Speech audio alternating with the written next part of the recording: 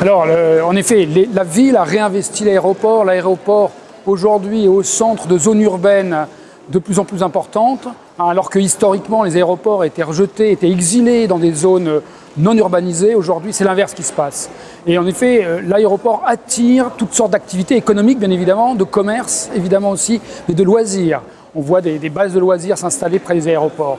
Donc la problématique pour un aéroport aujourd'hui n'est pas seulement d'optimiser le vol, l'envol des avions, l'atterrissage des avions, c'est aussi organiser cette ville, organiser par exemple les transports de l'aéroport qui sont des transports d'une ville.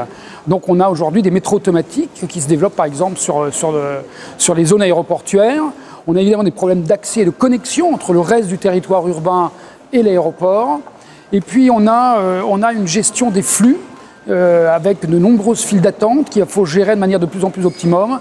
Et là, le numérique, la Smart City va jouer un rôle extrêmement important.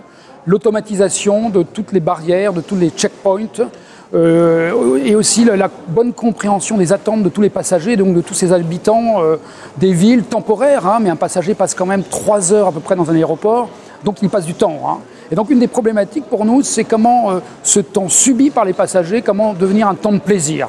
Alors que 40-42% de nos passagers aujourd'hui sont des primo-passagers, c'est-à-dire que c'est la première fois qu'ils prennent l'avion.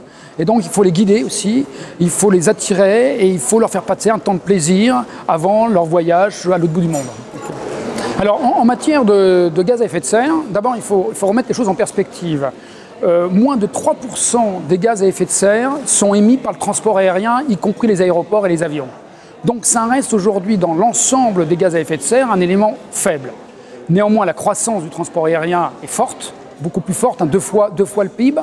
Et donc évidemment, c'est un sujet qui nous préoccupe et nous intéresse. Donc on a au niveau des aéroports entrepris depuis une dizaine d'années de nombreux projets pour diminuer ces émissions de gaz à effet de serre. En particulier par exemple, avec les compagnies d'aviation et avec l'aviation civile, on a aujourd'hui un système de départ des avions qu'on envoie en piste pour pouvoir décoller en temps réel. C'est-à-dire qu'au lieu d'avoir des files d'attente d'avions qui consomment beaucoup de kérosène au sol et donc qui émettent du CO2, on les envoie sur la piste au dernier moment, donc peu de files d'attente, peu de kérosène émis, un temps de roulage beaucoup plus court, et là on économise beaucoup de CO2, donc on combat évidemment les gaz à effet de serre, enfin les émissions de gaz à effet de serre. Donc ça c'est un des sujets très importants. Après au niveau de l'aéroport lui-même, on a développé de nombreux systèmes d'énergie alternative. On a de la géothermie par exemple à Orly, on a une centrale biomasse à Charles de Gaulle, et puis on utilise des lampes